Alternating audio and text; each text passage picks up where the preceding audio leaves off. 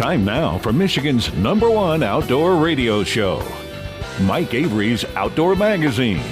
Mike Avery has covered the outdoors in Michigan for more than 4 decades, and that tradition continues today.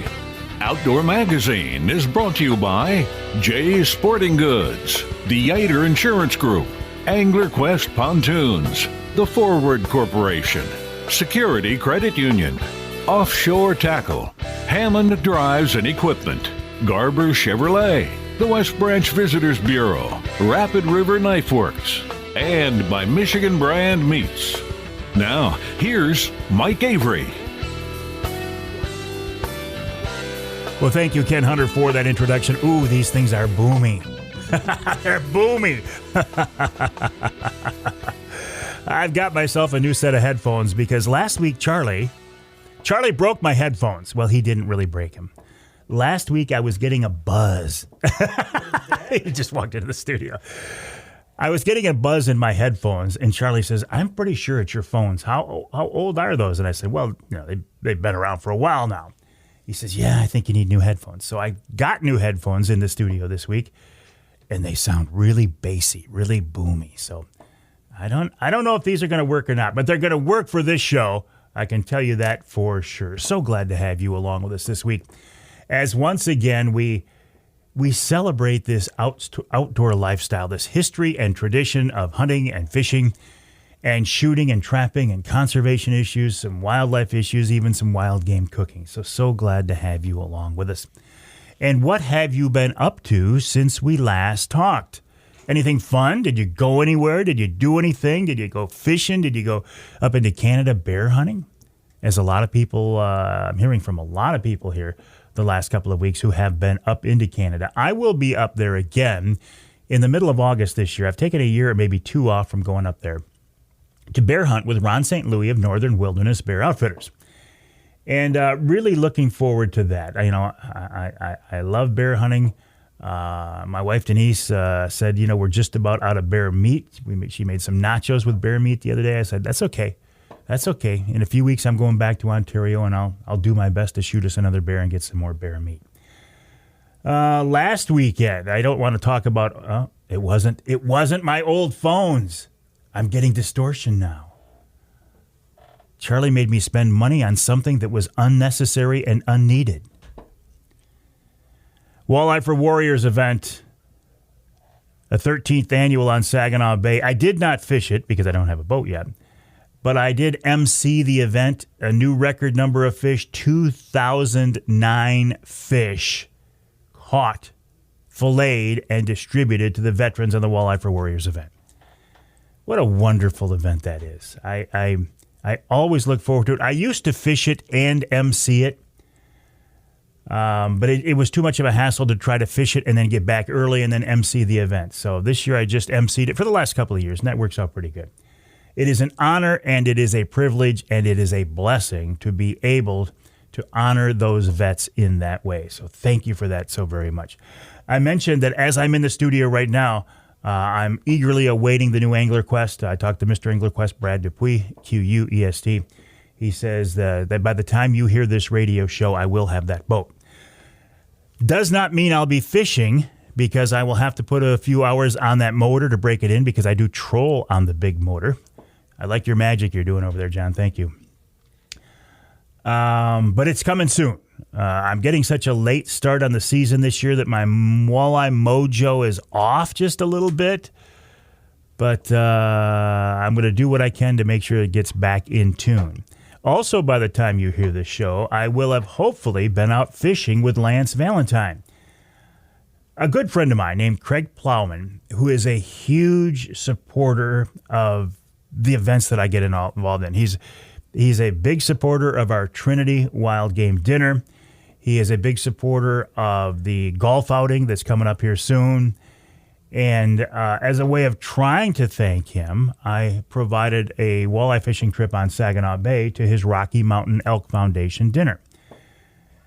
Because I didn't know when I was going to get this boat, and I didn't want to, move things too far back in the summer, I actually booked a trip with Lance Valentine of the Walleye Zone for us to go out on. So it's a win-win, right? Because those guys get out on the water. I get to repay Craig in some small way. And also, I get to troll with Lance. I have fished the river, the Detroit River, with Lance before, but I've never trolled Saginaw Bay with Lance before on his angler quest.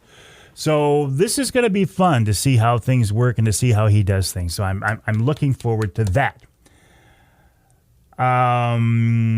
This weekend, as you are hearing this show, I am probably in Mason, and I am there for the state high school trap shooting tournament. This is a wonderful event. This is where all the trap teams, the high school trap teams from around the state, get together at this beautiful trap field in Mason. And there are, I'm trying to think the number. There will be, I suspect, again, more than 1,000 young shooters there, shooting tens of thousands of rounds at clay pigeons. Now, I'm going to go out on a limb here because the event hasn't happened yet, but I will say once again that of all those rounds shot, there will not be an accident, there will not be an accidental discharge, there will not be a problem, there will not be a shooting, there will not be violence of any kind. And because of that, the event will get no exposure at all.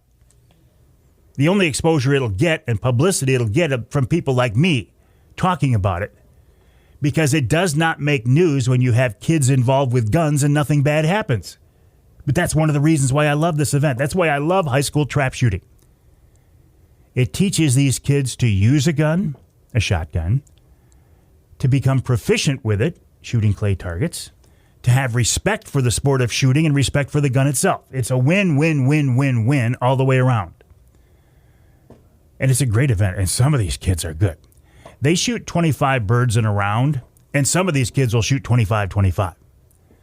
My grandson Carter, who has really turned into a really good trap shooter, earlier in the season, he shot a 23, which is darn good shooting. So I'm looking forward to that. It's always a lot of fun. Coming up here next week, Wednesday Night Live, which is a live stream that I do every Wednesday night at 7 o'clock on many of my social media outlets. I will be fishing Saginaw Bay with Mr. Angler Quest Brad Dupuis aboard his 2025 826 Pro Troll, fishing out of Linwood Beach Marina. That's at 7 o'clock. This is something we try to do every year. This is a very, very popular live stream because it takes you out on Saginaw Bay with us, and you get to go in the boat with Mr. Angler Quest to see how he fishes. And I tell you right now what we're going to be doing. We're going to be fishing deep water with spoons and jet divers. And he is so good at that. Something I'm not good at all, but I love to watch him and I love to spend time with him on the water. So that's going to be a lot of fun. Rapid River Knife. The Mike Avery edition is still in the works. A little bit on hold for a few days because Chris Durson of Rapid River was in Idaho last week with their bear hunting contest winner. But believe me, we're still working hard toward that. It's coming up soon. I got to use the Avery 15 promo code myself, though, this past week. I pulled my Rapid River knife out of my pocket, and I wanted to sharpen it. And I looked around on my desk for my sharpener, and I couldn't find it. And I can't find it anywhere. So I went to the website, rapidriverknifeworks.com, and I ordered myself 3 of those little sharpeners. So if I lose it again, I'm still going to have one. I'm going to put one in the truck. I'm going to put one in I'm going to keep one on my desk, and I'm going to put one, I don't know, somewhere else, the boat or something. And when it came to checkout, I used my own promo code, Avery15, and I saved 15%. And that was pretty cool. Okay, don't forget about the second annual Mike Avery Outdoors Charity Golf Outing coming up to benefit MUCC's Youth Camp. That is Friday, July 25th at the beautiful West Branch Country Club in beautiful West Branch in beautiful Ogemaw County. This is not just a generic fundraiser for MUCC as a whole. This is very specific and targeted toward the MUCC Youth Camp. We want to get kids involved in the outdoors, so I think this is a great way to do it. And all of the proceeds from this event will go toward the MUCC Youth Camp.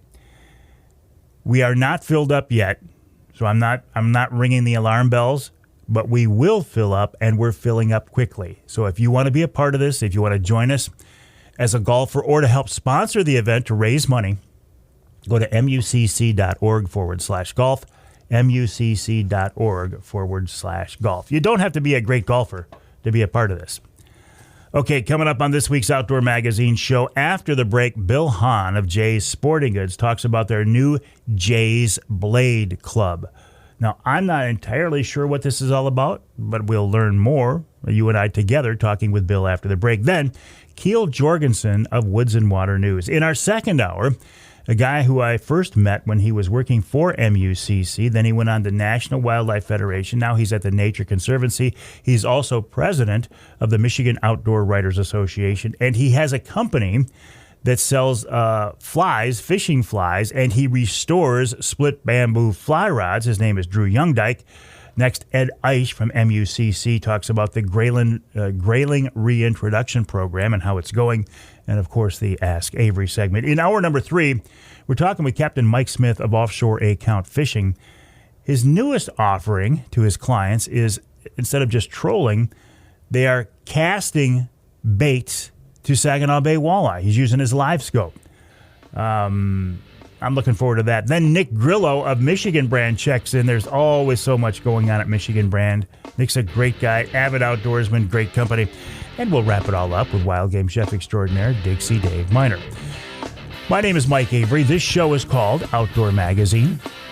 My website is MikeAveryOutdoors.com. That's MikeAveryOutdoors.com. My email address is Mike@MikeAveryOutdoors.com. I'd love to hear from you. Don't hesitate to reach out. Mike@MikeAveryOutdoors.com. Bill Hahn of Jay's coming up after the break.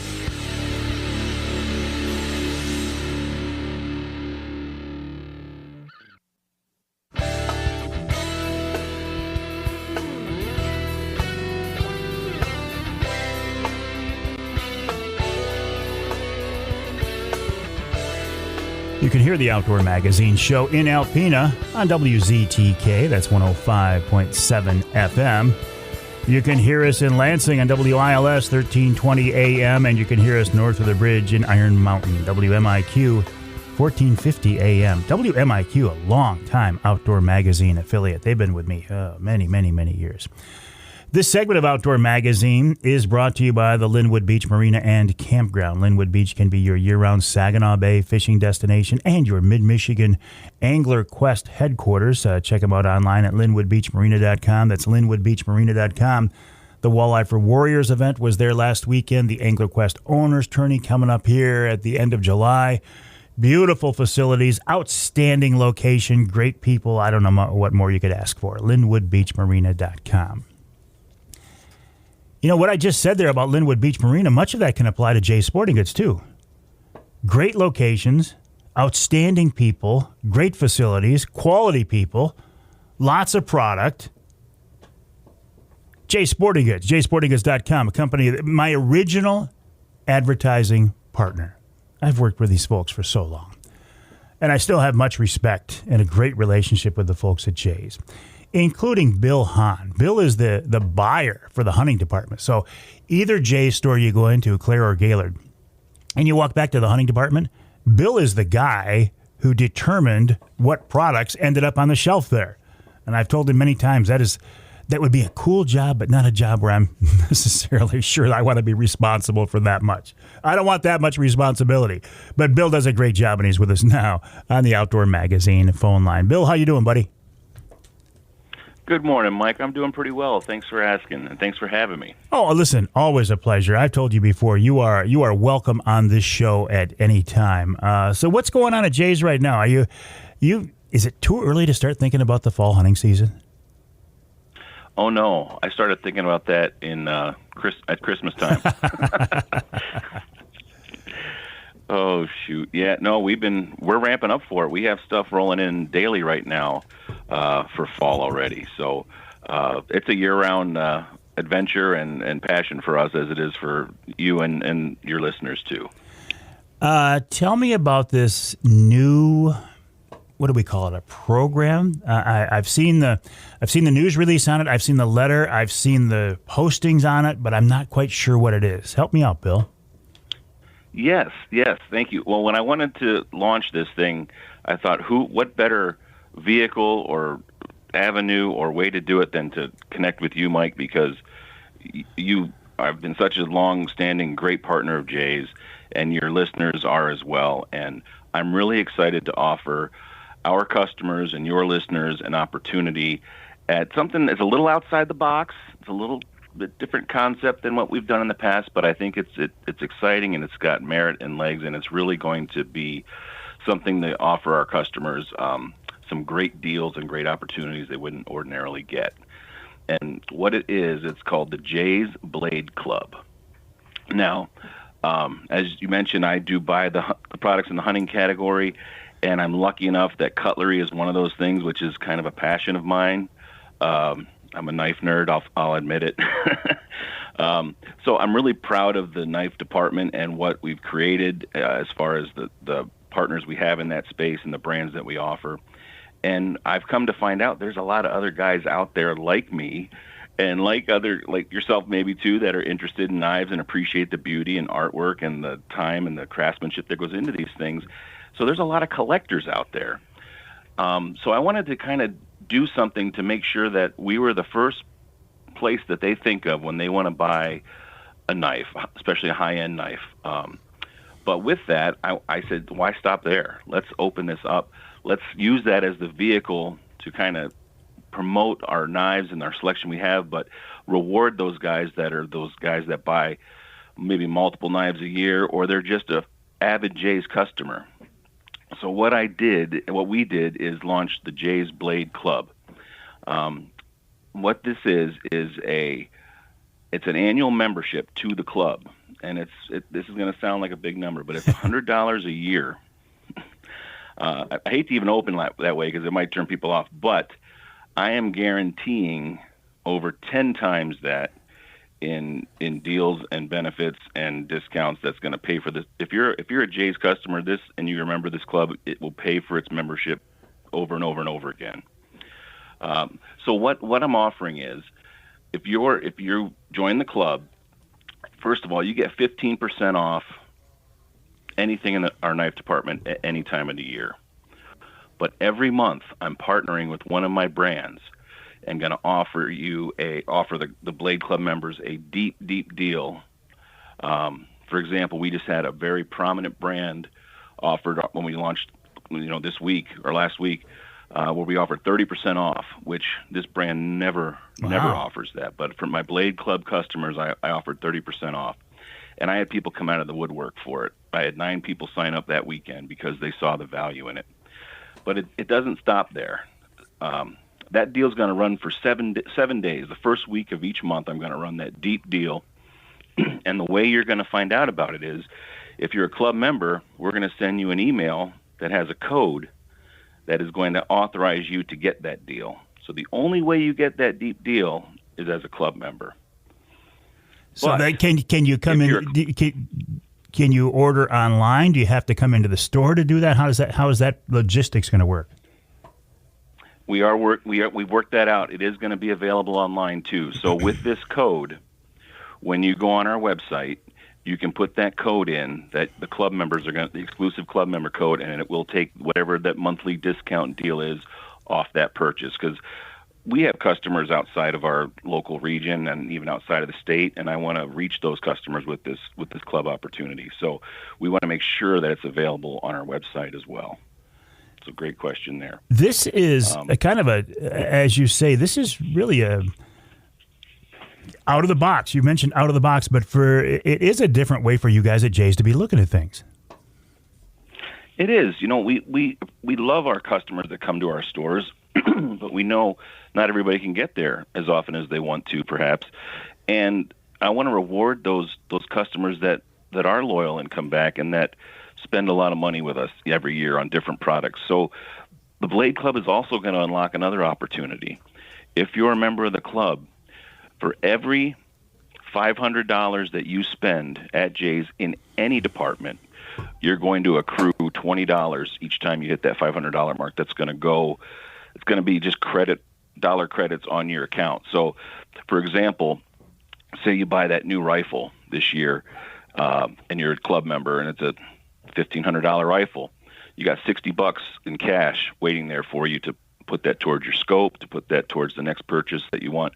So the blade, being a part of the Blade Club, unlocks those benefits for throughout the store, not just in the knife and blade community. Yeah, I see what you're saying. It's called a Blade Club, but it's kind of a way into much more. Exactly. And if you are that knife guy that's going to capitalize on that, maybe buy a knife every month or buy 3 or 4 knives throughout the year because the deal is so good you can't pass on it, we're going to make sure that every time you buy a knife, you're going to get, some Flitz metal polish, a microfiber cloth to go with it to protect and maintain your investment. Not only that, every time you come in, bring 1 or 2 knives with you. We're going to do our custom sharpening for you in the store, which we charge $10 every time we do that. But for club members, that's covered 100%. One of the other benefits too is the first 100 members that get signed up, they're going to get a $25 Jay's gift card. So they're getting the $100 membership for $75. Well, I'm kind of a knife guy too. In fact, right now, that's my Rapid River knife locking back open. So I know what you mean about being a knife guy. Can I assume that our mutual friend Chris Durson has bought into this concept too? Will there be future Rapid River promos down the road? 100%. He was one of my first guys I pitched it to when we were brainstorming. He said he loved it. He said, "Count me in." So that's a great segue or great way to suggest what I'm about to say is by me partnering with some of these vendors, he's going to be able to offer a discount, and I'm going to be able to offer a discount to give the customer a deeper discount.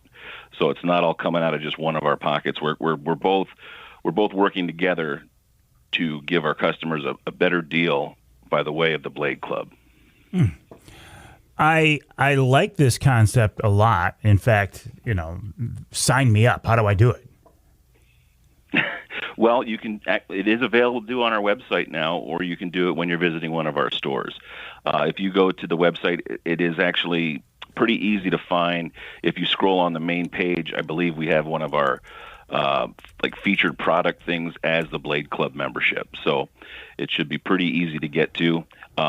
We are sending out a welcome letter, and with that, I have some really cool challenge coins being made. I have some other things in the works as gifts for Blade Club members. We're talking about some merchandise coming up as far as shirts, hats, stickers, all the things that go with it that's going to get people excited about being a part of this.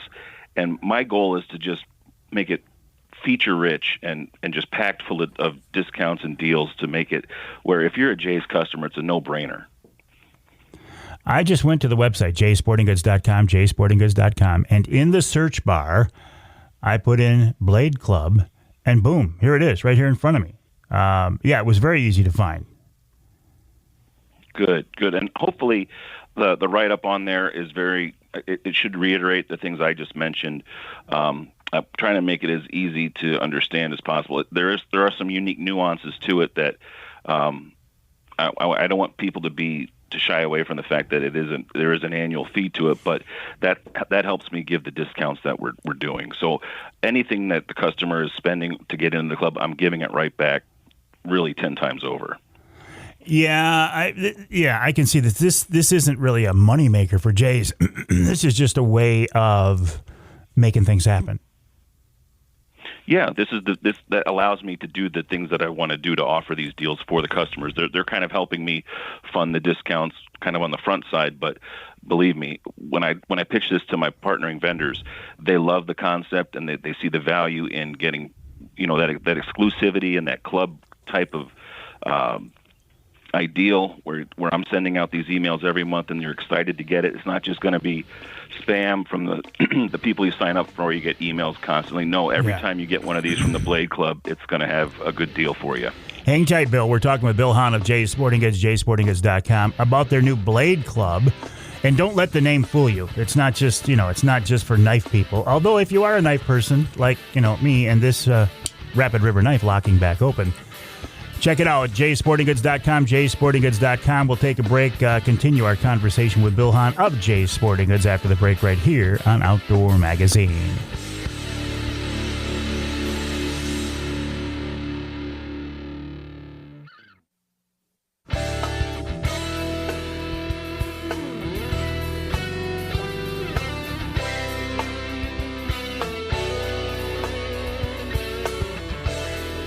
can hear the Outdoor Magazine show in Battle Creek on WBCK 95.3 FM.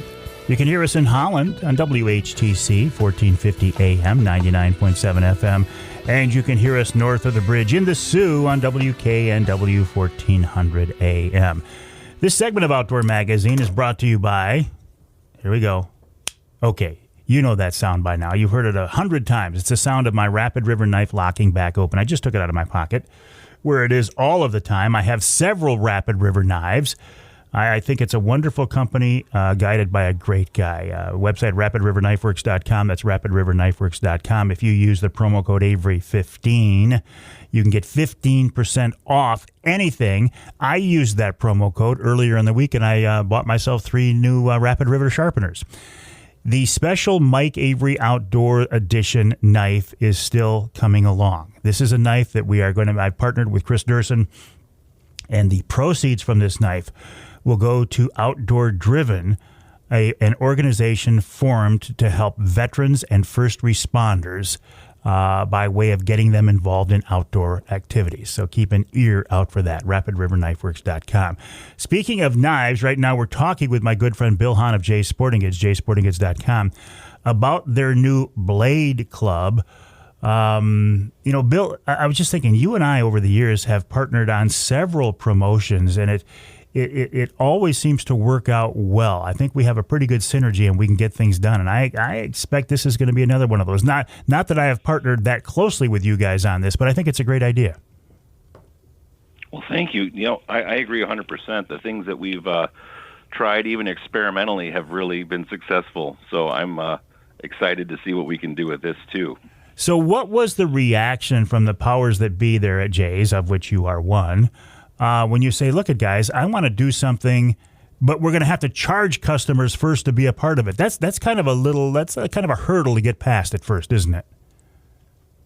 It is. I was a little concerned when it started out just with the monthly deals, and then it morphed into, well, if we're going to charge customers for this and we're going to make them part of an exclusive club, we want them to have benefits throughout the store. How can we really make this something that if you're a Jay's customer and you see all the value that you're getting, that we're giving back, we wanted to open the door up and not have it be limited, and certainly just make it feature rich for our customers to make it the best it can be.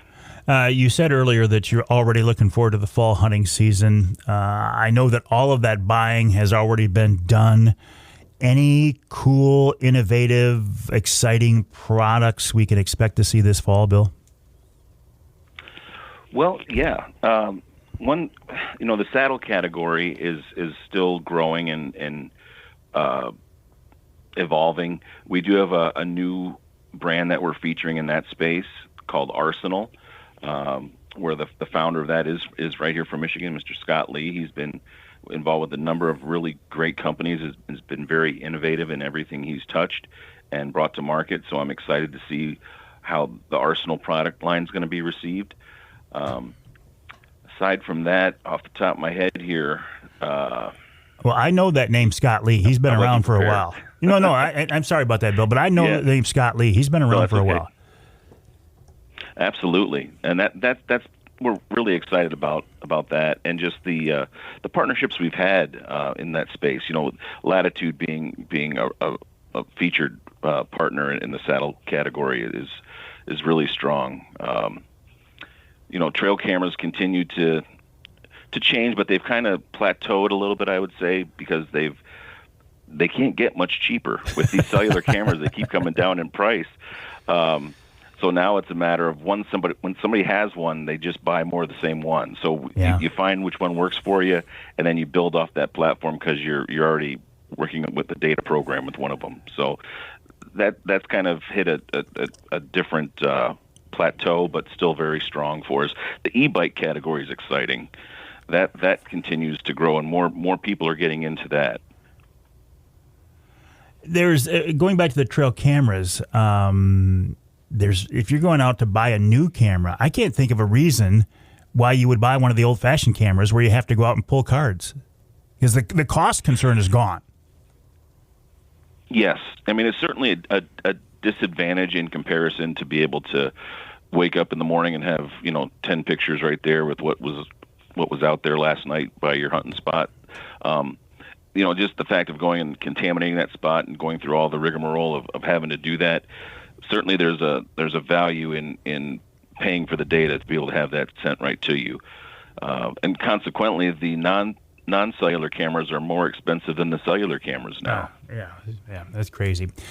Well, Bill, I'm excited about this Jay's Blade Club. Like I said, I'm going to go online and sign up for this. I think it's a very interesting concept. I look forward to working with you on promoting this. I look forward to getting Chris Durson involved in this, and maybe we can really do kind of a three-way promotion on this thing and really blow it up. The website, jaysportinggoods.com, jaysportinggoods.com. Do a search for Blade Club; it'll take you right there. And congrats on this concept. I think it's an interesting direction, and I wish you nothing but luck. Well, thank you, and thank you to your listeners and our customers that are out there too for supporting us all these years, and hopefully supporting us on this new venture here. We just want to give you the most value we can. jaysportinggoods.com, jaysportinggoods.com. Bill Hahn, appreciate your time. We'll talk again soon. We'll take a break here in the Outdoor Magazine Show. When we come back, Keil Jorgenson of Woods-n-Waternews talks about this upcoming, I always want to say edition, because I'm talking in broadcast terms, the upcoming issue of Woods-n-Waternews. That's coming up right here on Outdoor Magazine.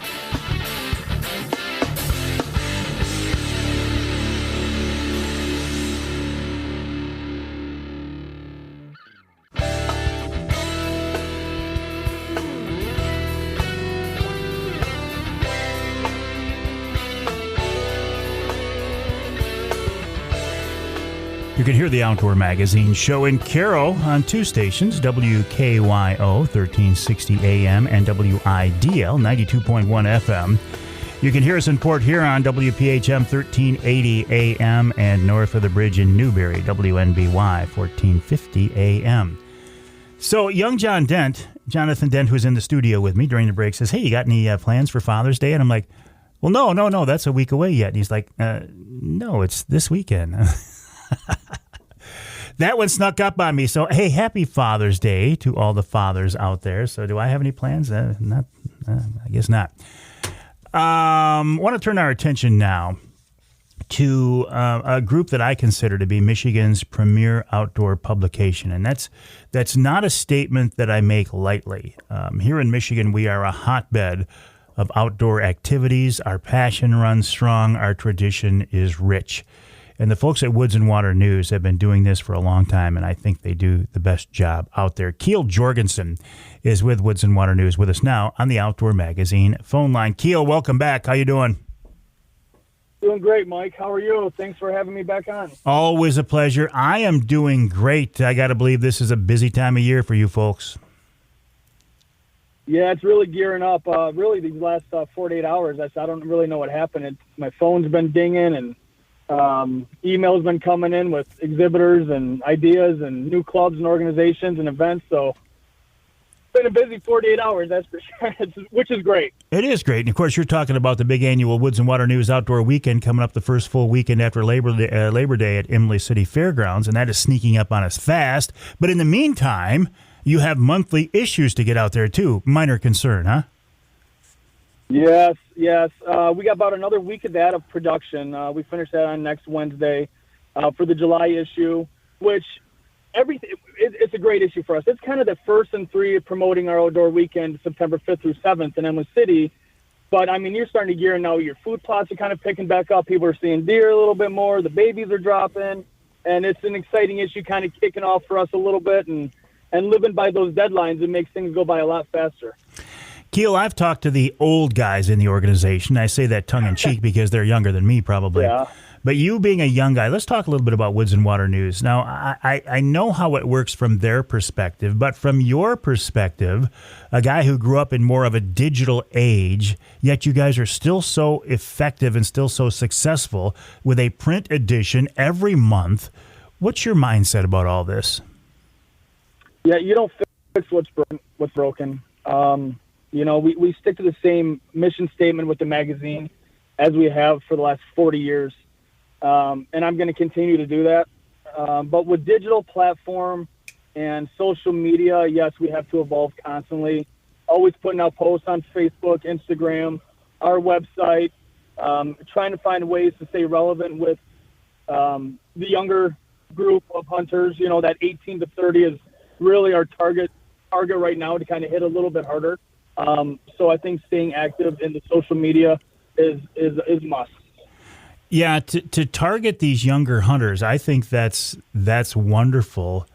And do they still pick up the print issue of the magazine, or do they look at it online, or do they look at it through a digital form now? We're seeing both. We have a combination. So they get your subscription and the digital subscription as well. But, I mean, some of the guys that we hear that call in our office or send us emails like, I used to read this every day with my dad or my grandpa or my uncle or my best friend's dad when he took me up hunting or fishing for the weekend. So nostalgia plays a factor as well with that, which is very important. But just keeping it active and getting in their hands and making it part of their lifestyle in the outdoors is important to us.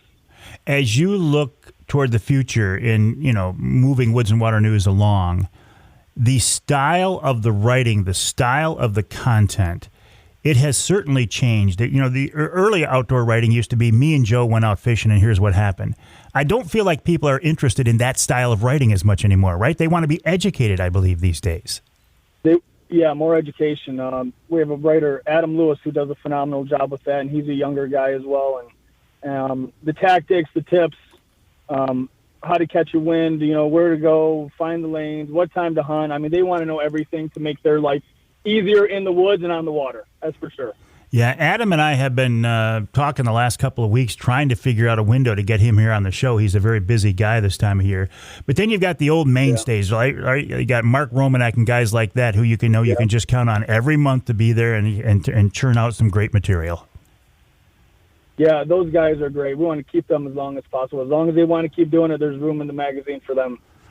They are a staple to our publication, that's for sure. Is there room at the outdoor weekend for exhibitors and groups yet, or are you just filled right up?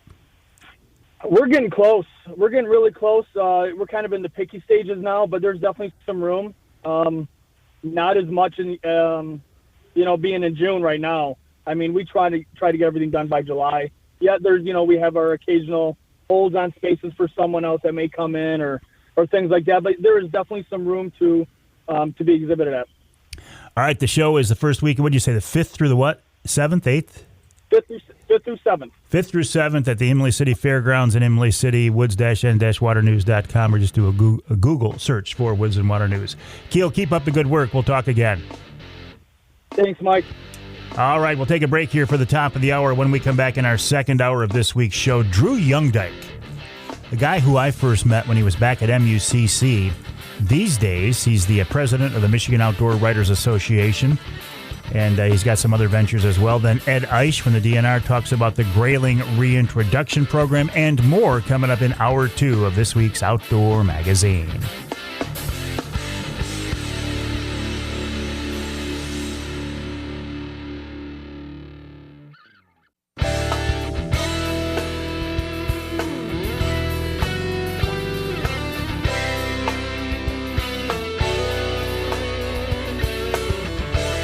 Time now for Michigan's #1 outdoor radio show, Mike Avery's Outdoor Magazine. Mike Avery has covered the outdoors in Michigan for more than 4 decades, and that tradition continues today. Outdoor Magazine is brought to you by Jay's Sporting Goods, the Yater Insurance Group, Angler Quest Pontoons, The Forward Corporation, Security Credit Union, Offshore Tackle, Hammond Drives and Equipment, Garber Chevrolet, the West Branch Visitors Bureau, Rapid River Knife Works, and by Michigan Brand Meats. Now, here's Mike Avery. Indeed, this is the big guy, Mike Avery. Thank you, Ken Hunter, for that introduction, and welcome to hour number 2 of this week's Outdoor Magazine radio show, right here on the Outdoor Magazine radio network on more than 30 radio stations across this great state of Michigan. And as I say every week, If you can, I think the best way to listen to this show is on your local radio station. You get your local news and weather and sports and, even your local ads, your local commercials, your local spots. Maybe there's a sale or something you want to take advantage of. So please support your local radio station that is also my radio affiliate. But isn't it nice to know that if you cannot do that, if you live in some part of our state not covered by the broadcast signal, or if your local affiliate doesn't carry all 3 hours of the show, isn't it nice to know there's a podcast version of the program available and the content is exactly the same? In the broadcast show and the podcast, the content is the same. The difference is you will get the podcast in a different way. For example, you can hear it on my website, MikeAveryOutdoors.com. It's on my Facebook page. It's on most of the typical podcast outlets. It's on Amazon Music. It's on Audible. I love the fact it's on Audible. Twitter, now called X, LinkedIn, Apple Music, Google Play, iHeartRadio, SoundCloud, Spotify, TuneIn, Stitcher, Player FM, Deezer, Odyssey, all those good things, even on YouTube. And also, I am a big fan of podcasting. You have to be these days because it's ubiquitous. Everywhere you turn, you hear about podcasts. So each month I do podcasts for some of my advertising partners, including Offshore Tackle, Angler Quest Boats, and Killer Food Plots. And when we are done here in the studio today, recording this week's radio show, we will record this month's Killer Food Plots podcast with Rich Grazan of Killer Food Plots, talking about where you should be right now in the food plot planting cycle. So that'll be a good one. I look forward to that. Encourage you to keep an ear out for that. Okay, so our first guest this hour is a guy I've known for a long time. I first met him when he was working for MUCC, a group that that I strongly support. These days, Drew Youngedyke finds himself in a different position, but he's also the president of the Michigan Outdoor Writers Association, and he's got his own company that is deeply steeped in the fly fishing world, and we'll talk about that. MOWA, Michigan Outdoor Writers Association. I just went to their website, MIChiganoutdoorwriters.net. And on that front page, I see some people I know. I see Morton F., who I met and got to know through the Michigan Outdoor Writers Association. I became a member of that group probably 35 years ago, when my mentor, Pete Jonas, said, hey, there's this group here I think, Avery, you should join. Pete knew these guys. He knew Morton F. He used to shoot film for Morton F. So he gets me into this organization. I meet Morton F. I take some of my early shows to Morton F., and you younger listeners might not even know who Morton F. is. But I take some of my shows to Mort. I say, can you help me out? Can you teach me? Can you help me to learn? And he did. I see Fred Bear on the homepage, too. Through my early days in outdoor media, I got to meet and interview Morton F. So I get it. I get where this history, again, what do I talk about all the time? The history and tradition of the outdoors. Now the history and tradition of outdoor communication. Drew Youngedyke, it's been a while, buddy. How have you been? Welcome back to the show.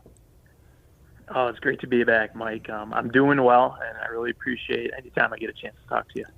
Just to hear your voice, it reminds me, man. We used to have conversations every other week when you were at MUCC. You've moved on, but you've stayed involved in this world of the outdoors and conservation and natural resources, haven't you? Yeah. My current role is I'm an associate director of marketing and communications for the Nature Conservancy, and I cover Michigan and our North Woods and Great Lakes work in the Midwest. So still doing the same industry, same passion, same conservation mission, just with a different organization. But as you mentioned, in my free time, which there doesn't seem to be much of that, I was recently, I'd say, drafted as president of Michigan Outdoor Writers Association.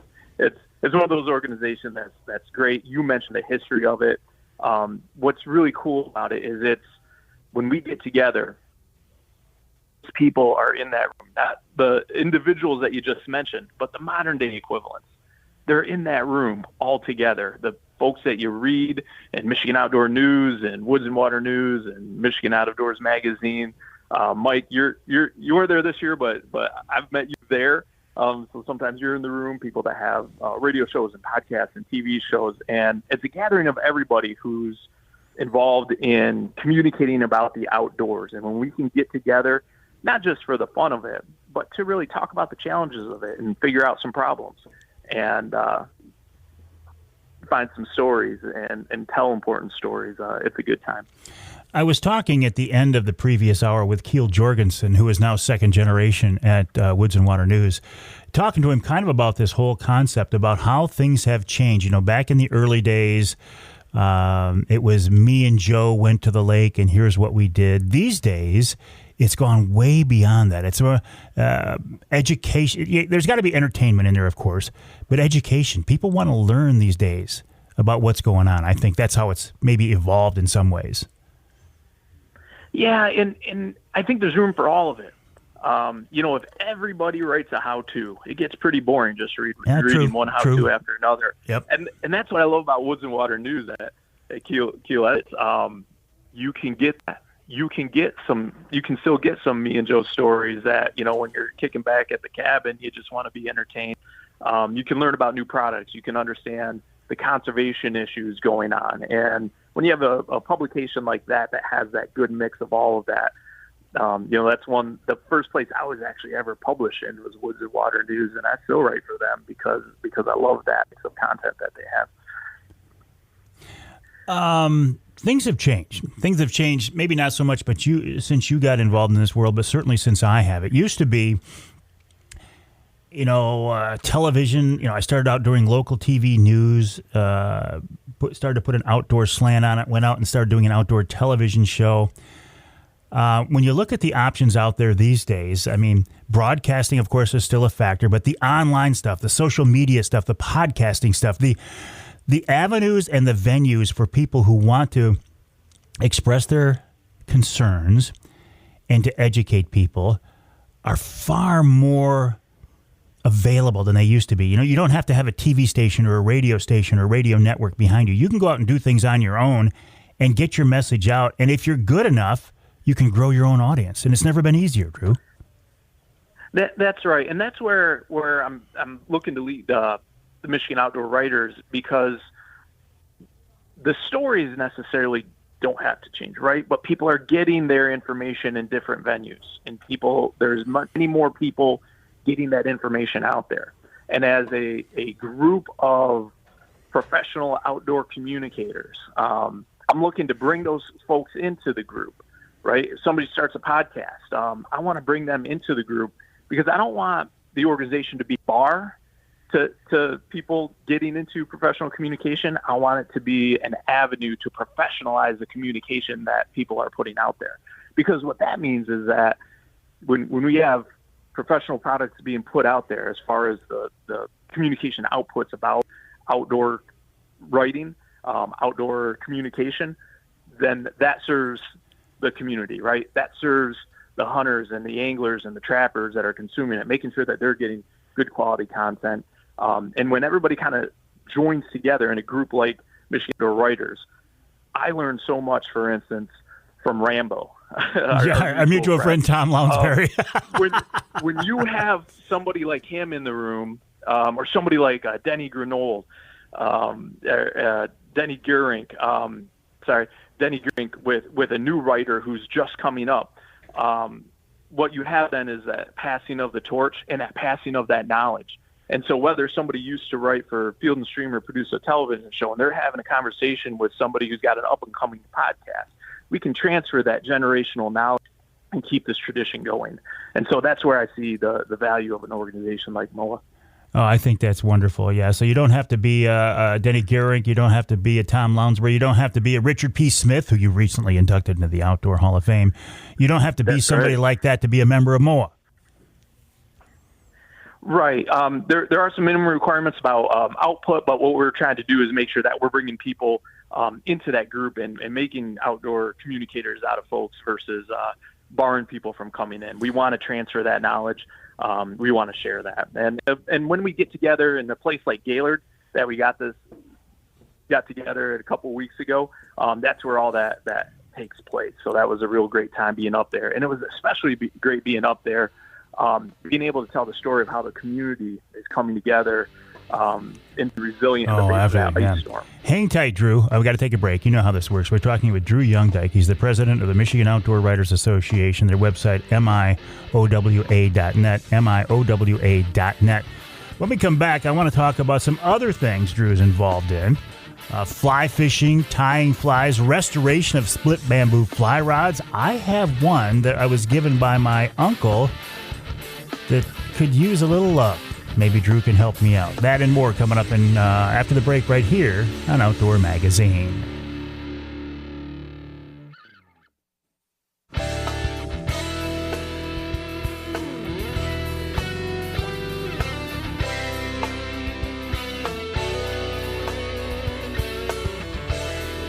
You can hear the Outdoor Magazine show on more than 30 stations across this great state of Michigan, including WCBY in Sheboygan. That's 1240 AM, 100.7 FM. Big Country Gold, they call it. In Houghton Lake, you can hear us on the Twister, 92.1 WTWS, and you can hear us north of the bridge. Let's go to Escanaba, the Riviera of the North, and hear us on WCHT, 600 AM, 93.5 FM. This segment of Outdoor Magazine brought to you by VersaSkins. Just change your skin for the season you're in. That's the slogan of Michigan-based family-owned VersaSkins. Company owner Paul Perrone said, why do you buy a bunch of different sets of expensive hunting clothes when you can buy one good quality set and snap on and zip on an outer shell of a different camo pattern in less than a minute? It makes complete sense. If you are a big hunter, you need big sizes, 4, 5, 6X. Nobody makes those. Well, VersaSkins does. If you are a saddle hunter, still one of the hottest trends in deer hunting today, VersaSkins makes a jacket specifically for saddle hunters as well. Learn more on the website, versaskins.com. That's versaskins.com. Or go to amazon.com and do a search for VersaSkins brand. VersaSkins, just change your skin for the season you're in. Right now we're talking with Drew Youngedyke, a guy I've known for many, many years, a guy I have much respect for him and for the product that he produces. And Drew, I'm really fascinated by something you're working on right now, and that is, it's in the fly fishing world. I've watched you get into fly fishing, tying flies, hone your skills to now where you're producing those flies, and also restoration of split bamboo fly rods. Tell me more about this. In fact, you've actually started a company along this line, haven't you? Yeah, pretty small one. I got into fly tying. Funny this evolution. It actually goes back to MOA. Remember, we were on the boat out on Saginaw Bay before the MOA conference. I think in 2018, caught the pike. Was so stoked about it. John Cleveland said, you can fly fish for those. And I'm like, oh, the light clicked. And I started tying flies after that. And, it's evolved. I started off, and I actually started the kind of side business because I was tying so many pike flies. You actually don't lose that many pike flies. They might chew them up, but you generally attach them with a quick clip to a wire leader. So it's not like you hang them in trees too often. But I like tying them so much that I was tying way more than I could ever use. And so I wanted to sell the extras at the local fly shop here. So I just created a DBA to do that. And that's kind of evolved. I still tie pike flies. I've gotten much more into tying the classic trout flies and the classic Michigan trout flies, use natural materials, always non-lead. But then, I started getting into restoring old bamboo fly rods too. And it kind of came from the same place. I like to tinker.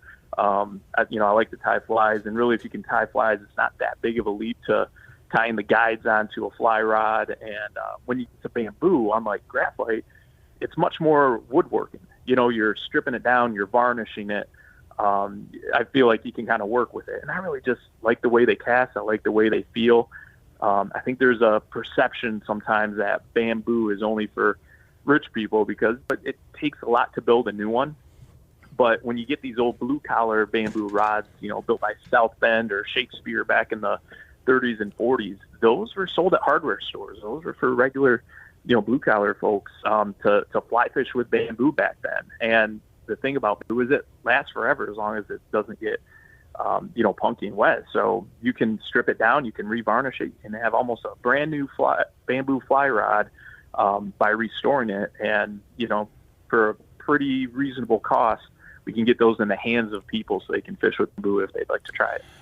Well, I have a split bamboo rod given to me by my uncle, who at one time was actually a fly fishing guide on the Manistee River. They had a camp back in the old days that we used to visit once in a while.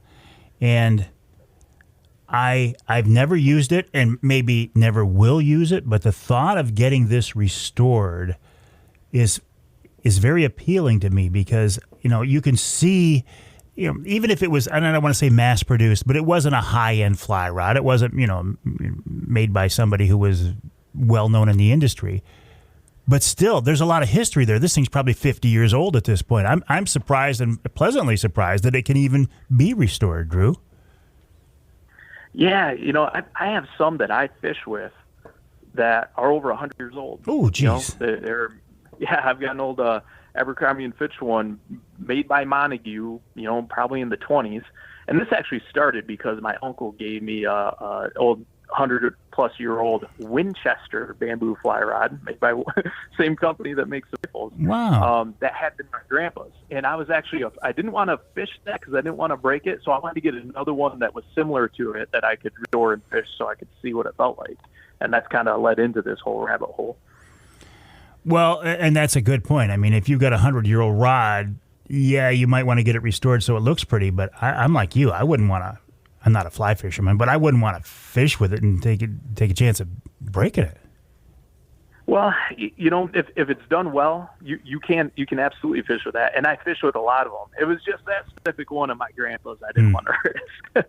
So I'll buy a bunch of other ones and restore those, and I'll fish them. And you can get them for under $100. Then you need to put some time and effort into restoring them. But that's less than the cost of a new graft rod. Yeah. Even a budget one. So you can actually be fishing with bamboo. And if it's one of the old mass-produced ones, they're pretty resilient. You're not going to break it unless you slam it in the car door or you try to, get it caught in a tree and try to break it off at the wrong angle. A fish generally isn't going to break your rod. That's usually human error when that happens.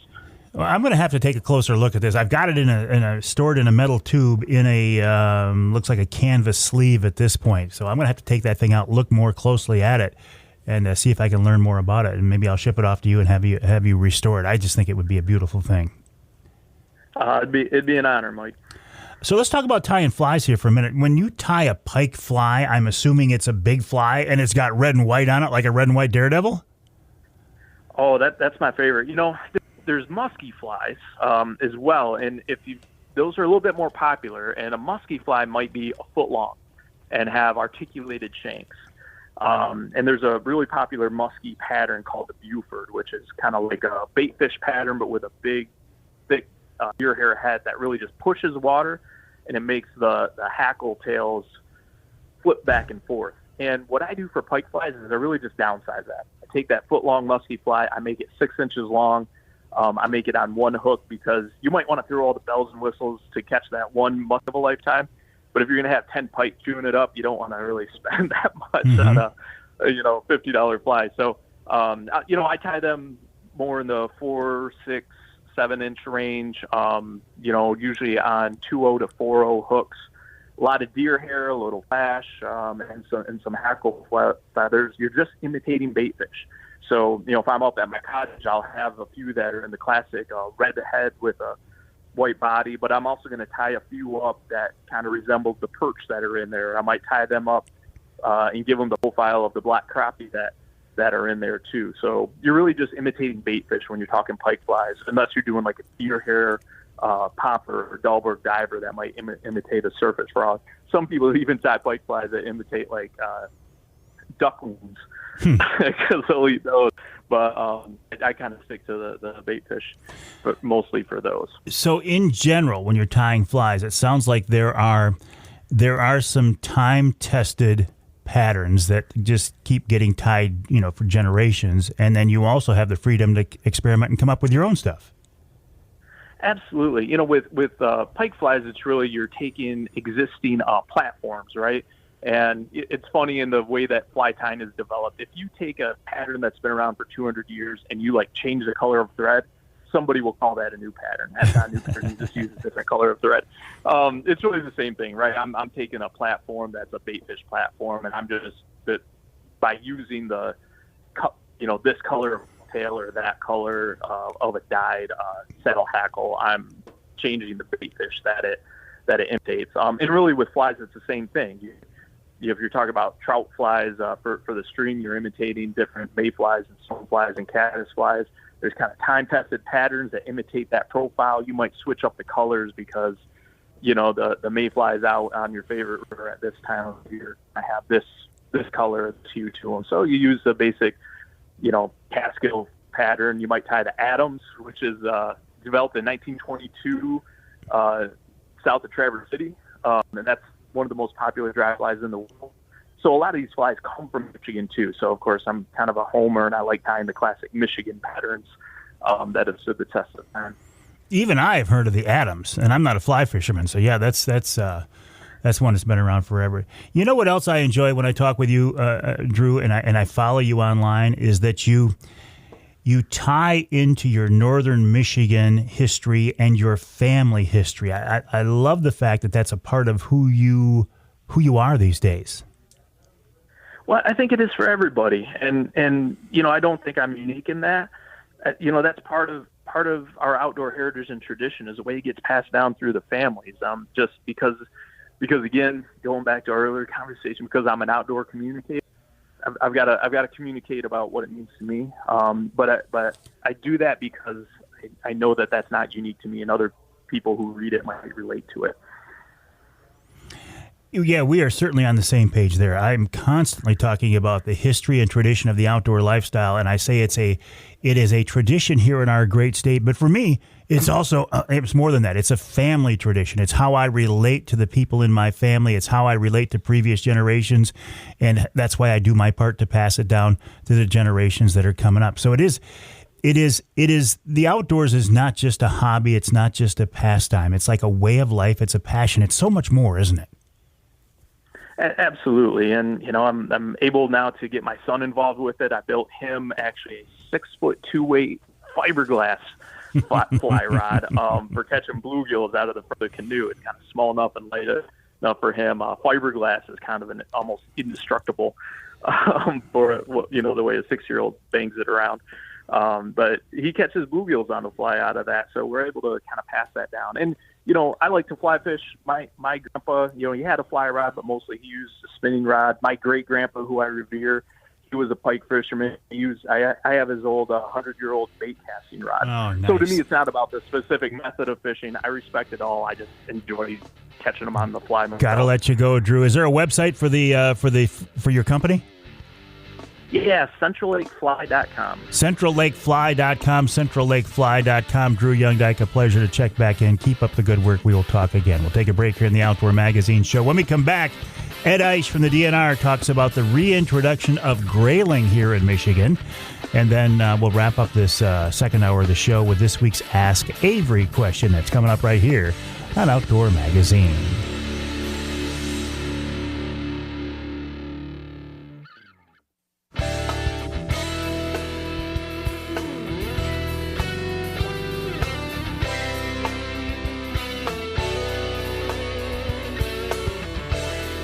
You can hear the Outdoor Magazine Show in Houghton Lake on 98.5 WUPS. You can hear us in Sandusky on WMIC 660 AM 95.3 FM.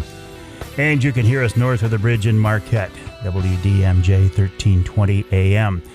This segment of Outdoor Magazine brought to you by Killer Food Plots. It's that time of year, springtime food plot planting season starting to wind down now. But you've got that to look forward to. Again, later in the summer, you'll be putting in food plots again. If you're going to put the time and the effort and the money into these food plots, you want to make sure you get the best results. So check out Killer Food Plots, Michigan-based, family-owned. The website, killerfoodplots.com, killerfoodplots.com. And we are recording a new Killer Food Plots podcast today as we're recording the show. So that by the time you hear this show, it will be online. Check it out. Okay, I want to continue along this fishing theme, but now we're going to talk with Ed Eisch from the DNR about the grayling reintroduction program. It's something I actually, I know about, but I haven't spent a lot of time talking about it. So let's catch up with Ed Eisch from the DNR. Ed, welcome back. How are you? Hi, Mike. I'm doing great. It's always good to be on your show. Well, it's nice to have you. I feel like you wear a lot of different hats, Ed. I do. So we're talking about grayling this time, right? We are. So tell me the status. I mean, how is it going? Was the reintroduction a success? Are you guys happy with it? Yeah, so we're extremely happy with where we're at. We had we actually held an event on May 12th to kind of celebrate the having reached the milestone where we're actually ready to put eggs in the streams that have been selected for this effort. So it's successful from that perspective already. It's going to be a while before we're going to be able to say whether or not the program is an overall success. Remind me, initially a few years ago, weren't there fish actually put in the streams too? Oh gosh, there's been multiple times, Mike, where we've tried to stock fish of advanced life stages into the streams. Everything from, actually of all life stages, everything from newly hatched fry to fingerlings to yearlings, and in some cases even adults, but they've all been unsuccessful. So most recently, the most recent effort was about the time I hired in with the state. It was in the late 1980s, early 1990s, and all of those efforts failed. But this time is different. We're following the lead of the folks in Montana who learned some things about imprinting. So we're actually stocking eggs that are kind of in the last stages of incubation into in-stream incubators, and the hope is that the fish, when they hatch, will imprint immediately on those waters, and they'll out-migrate, do their thing, and come back to those areas to spawn. Where are these eggs going, Ed? What rivers?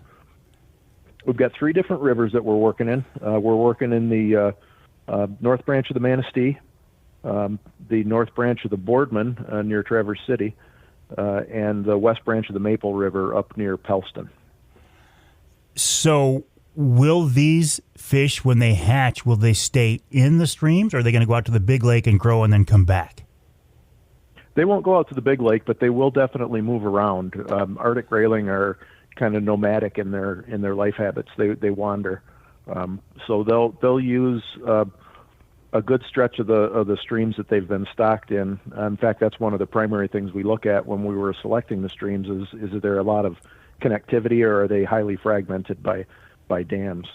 So the expectation is they'll kind of move out to the bigger portions of these rivers, but stay in the systems in general, and then come back to their natal areas, the areas where they hatched, when it's time to for them, when they've reached sexual maturity and they're adults and ready to spawn themselves. So why are you able to try this now? Is it a water quality thing? Is it a flow thing? Or what is it that makes you think, okay, this is time to make this happen? It's a combination of things, Mike. So certainly since the grayling were extirpated from Michigan, we've seen tremendous increases and improvements in water quality.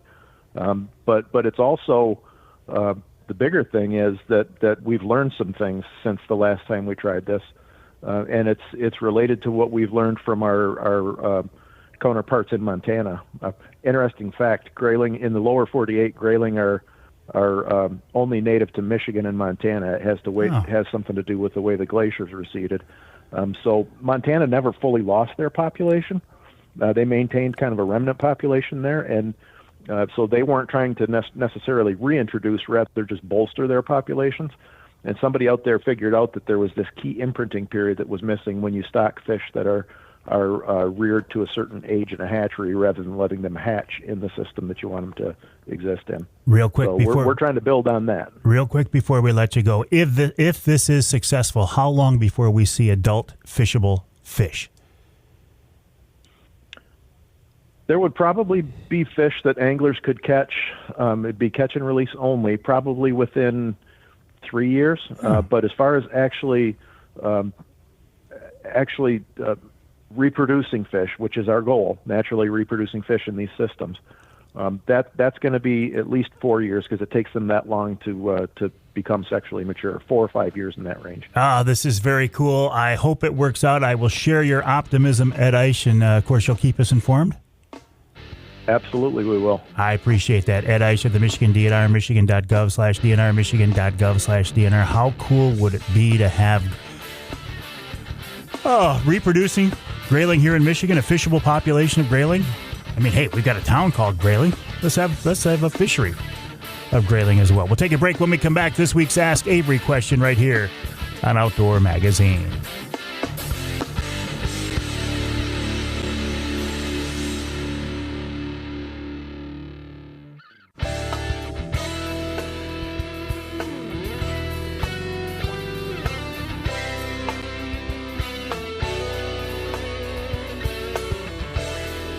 You can hear the Outdoor Magazine show in Ludington on News 97, 98, 98.7 WLDN. You can hear us in St. Joe, WSJM 94.9 FM. And you can hear us north of the bridge in Manistee on WTIQ 1490 AM, 95.3 FM. The Ask Avery segment is brought to you each week by the good folks at Security Credit Union. Security Credit Union loves to work with outdoors men and women, and they can help you with your next outdoor adventure. Check them out online at securitycu.org. That's securitycu.org. And once again, I have to put out a special thank you to the folks at Security Credit Union. Their foundation, Security Credit Union Foundation, has stepped up as a major sponsor of the upcoming Mike Avery Outdoors charity golf outing to benefit MUCC's youth camp. So, Security Credit Union, thank you so much for that. Reminder, the way this segment works is this is your chance to get involved in the content of the show. You can send me a question you want me to answer directly or something you want me to pass along to somebody else, whether it's in the MUCC or DNR or somebody that I might be able to reach that you might have a little more difficult time. The best way, the single best way to get these questions to me is to send me an email, mike@mikeaveryoutdoors.com. That's mike@mikeaveryoutdoors.com. In fact, in general, that is the best way to get in touch with me. Every day, I have people send me social media messages. And sometimes they work, sometimes they don't. But they're not reliable. I don't check those every day. You know, my email, good old-fashioned email, mike@mikeaveryoutdoors.com. And that is what my buddy Craig Plowman did. Now, Craig he's got my number. He could have just texted me because we text back and forth all the time. But he knew that the best official way to get an Ask Avery question to me was to send me an email. He did just that. Craig Plowman says, I fish with a guy who is a resident of Florida and hunts deer on a farm here in Michigan using crop damage permits and does not have to buy a Michigan hunting license. He says, I think that's legal, but it doesn't seem right that people out of state or in state, in fact, can hunt without buying a deer or a base license. So I checked the legality of this. First of all, I reached out to Sergeant Mike Mashar, who has really developed into a very good resource for me. He's very knowledgeable. He is easily accessible, and he always responds, and I appreciate that, Sarge. Sarge says, yes, a non-resident can shoot deer on a crop damage permit if they are listed on the owner's permit. However, these permits are considered shooting permits only and not hunting permits. That's why you don't need the hunting license. They must only use firearms and abide by all regulations of their permit, such as they cannot keep antlers if bucks are allowed in the permit. So essentially antlerless only. So I get where this is coming from. The reason you don't need a hunting license is it's not considered a recreational hunt. It is considered something different. It is crop damage. It is a harvest. Therefore, you don't need a hunting license. Is that right? I mean, I realize what the Sarge is telling me is right, but what I'm saying is going back to Craig's question. Is this appropriate? If a deer has a certain value, okay, if we as deer hunters have to pay for a tag to hunt a deer, to shoot a deer, to harvest a deer, that deer is given value. Doesn't that value continue on into the crop damage permits as well? And furthermore, this whole crop damage concept, if deer are the property of the people of Michigan, the state of Michigan, the DNR doesn't own deer, how can a farmer own a deer, right? The farmer doesn't own the deer either. Even if he's got crop damage permits, those deer still belong to the state of Michigan. See, this whole crop damage question, really, you want to get into a heated conversation, even an argument, bring this up in certain circles, because there are certain people who are just vehemently, adamantly against this. They're mad about it. You know, mad that the hunters are farmers. And believe me, I grew up on a farm. I grew up around hunters. I have so much respect for farmers. I get it. And they're just trying to protect their crop and feed their family and pay their bills. I get that. But when you start, issuing crop damage permits for 10, 20, 30 animals, I can see where it makes people mad. So, Craig, thank you for your question. I think you raise a larger question about the ethics of it, but from the legal perspective, it is certainly indeed legal for people to do this. Again, because they're not hunting. They don't need a hunting license. They are shooting, according to the DNR. That issue, like so many other fish and game laws, probably laws in general, can be looked at from a couple of different perspectives. What do I always say about fish and game laws, though? I listen, I am firmly and absolutely convinced that the vast majority of hunters and anglers here in Michigan, and probably nationwide, are good, solid, law-abiding people. We would never go out and intentionally break a game law. You wouldn't go out with a spotlight and shine deer after dark and shoot one, would you? No, of course. Might you occasionally, inadvertently break a fish or game law if you're out there enough? Absolutely. I equate it to driving laws. Will you break a driving law? Will you not come to a complete stop? Will you occasionally drive a little bit over the speed limit? Of course. It's not intentional. It just happens. But we do our best to abide by those laws, don't we? Because we are law-abiding people. We'll take a break for the top of the hour. When we come back in our third hour, Mike Smith from Offshore Account talks about casting for Saginaw Bay walleye, then Nick Grillo of Michigan brand, and wild game chef Dixie Dave MInar.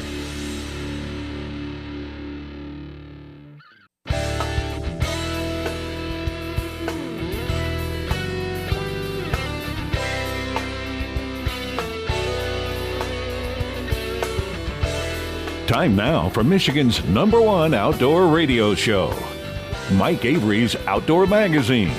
Mike Avery has covered the outdoors in Michigan for more than 4 decades, and that tradition continues today.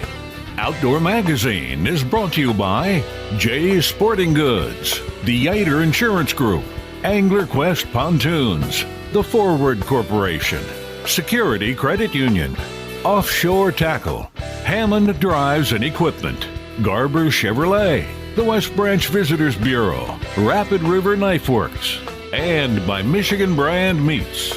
Now, here's Mike Avery. Well, thank you, Ken Hunter, for that introduction, and welcome to hour number 3 of this week's Outdoor Magazine radio show here on the Outdoor Magazine radio network on more than 30 radio stations across our great state of Michigan. And as always, so glad to have you along with us on this. As I was reminded by Jonathan Dent, who's in the studio with me here, that this is Father's Day weekend. I thought Father's Day weekend was another week in advance, but it's better to forget about Father's Day than it is Mother's Day from my perspective, right? But anyway, happy Father's Day. If you are a dad, if you are a grandpa, if you are a great-grandpa, happy Father's Day to you. We as dads have kind of an interesting role in the family dynamic, don't we? So keep it up, dads. Keep working hard. Keep doing the best you can. And just know that sometimes dads, we beat ourselves up a little bit because we think, I didn't do that quite right, or I could have done that better. I could have handled that better. I could have handled that differently. And we could, right? Because we're people. But just know that in the long run, it's not the long haul. It's not those little day-to-day incidents that maybe we didn't excel at, but just the fact that we're there. We're there day after day. We're there week after week. We're there month after month. We're there year after year. That's what makes the impact. I've seen this in my own family, my own life. So just keep it up, Dad. You're doing a good job, okay? You're doing a good job. I want to turn our attention this hour to a resource that I am absolutely in love with. It's Saginaw Bay walleye. I think my attraction to that fishery goes back to the fact that I've seen it for so many years. I go back to when the fishery was reestablished back in the 80s by the DNR and conservation groups around the state. You know, walleye are native to Saginaw Bay, but during the 40s, they were kind of wiped out. Pollution, over-harvesting by commercial fishermen. And for a long time, you wouldn't catch a walleye on Saginaw Bay. Catch a lot of perch, a lot of big perch, but not walleye. So I've been fishing that water for many, many years. You'd think by now I would be better at it than what I am. This year, I haven't been out. Well, by the time you hear this show, I will have been out, but I'm getting a late start in the season this year, and I'm jonesing to get out there. Last time I was actually out on Saginaw Bay was with Mike Smith and my son James of Offshore A-Count Fishing.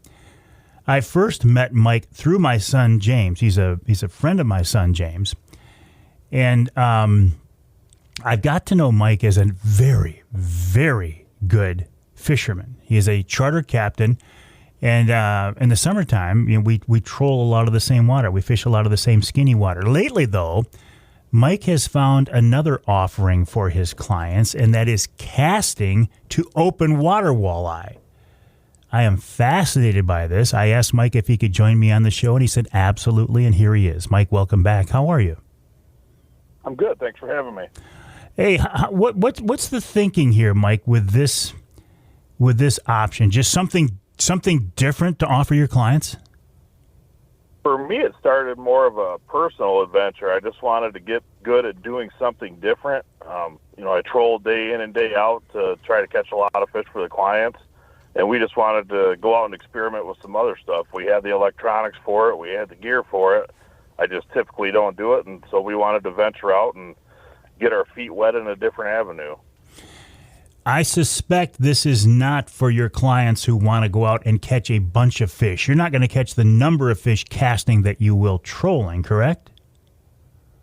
Definitely not as fast. We've had good days of casting, but the people that really want their limit of fish, I'm going to put the trolling rods out and make sure we secure that.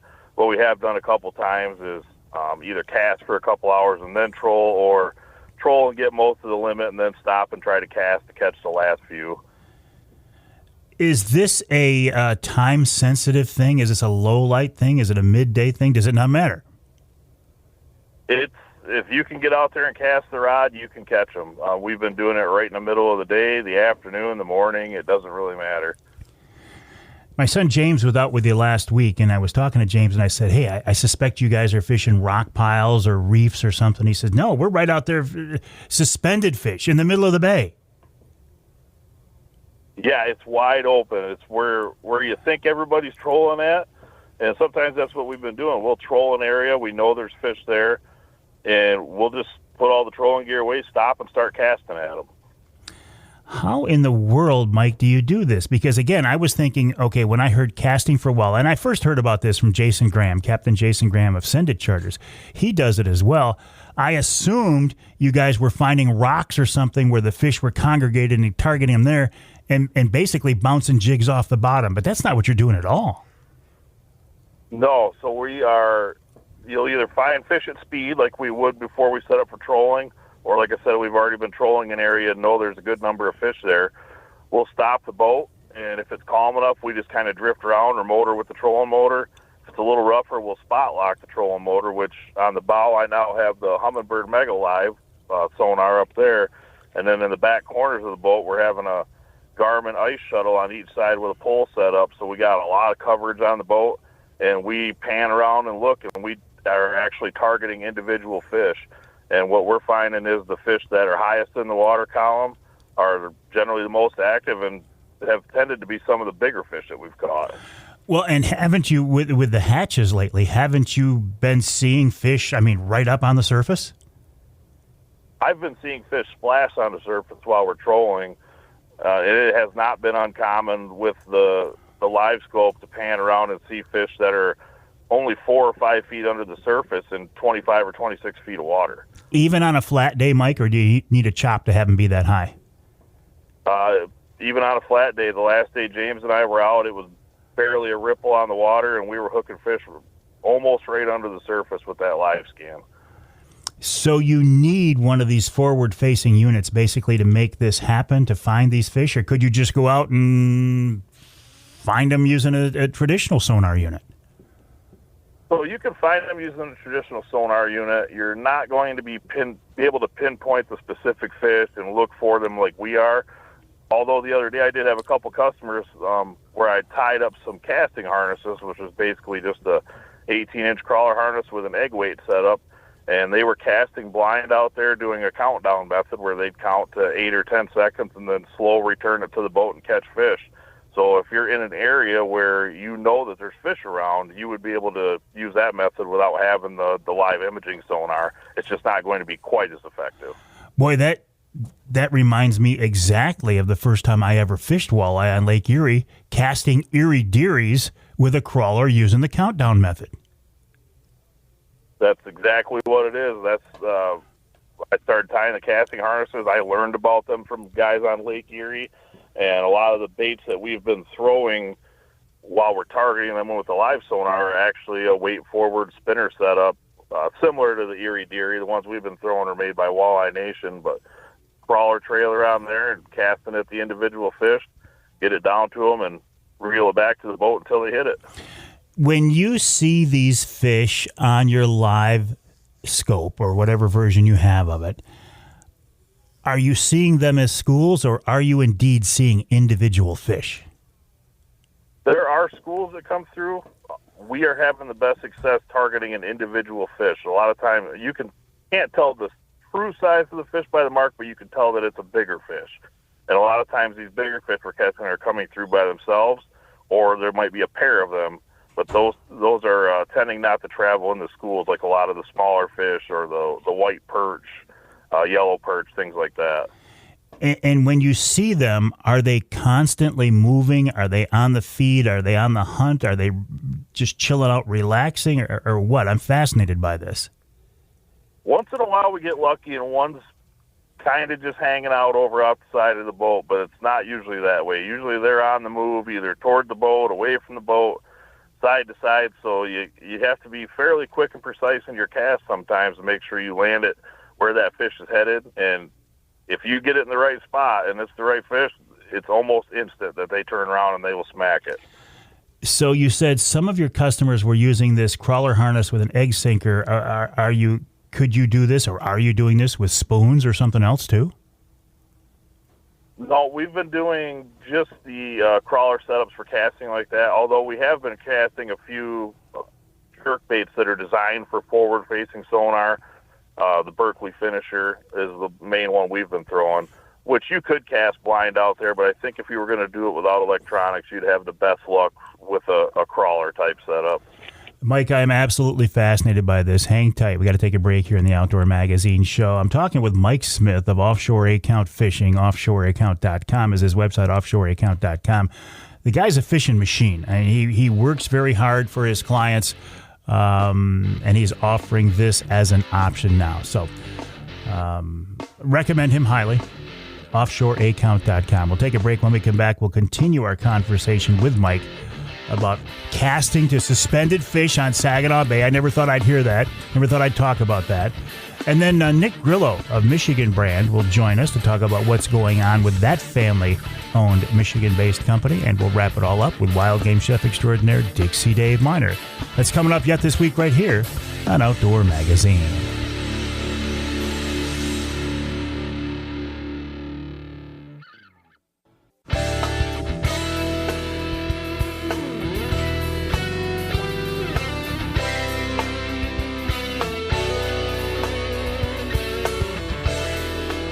You can hear the Outdoor Magazine show in Manistee on WMLQ 97.7 FM. You can hear us in Tawas, WIOS 1480 AM 106.9 FM.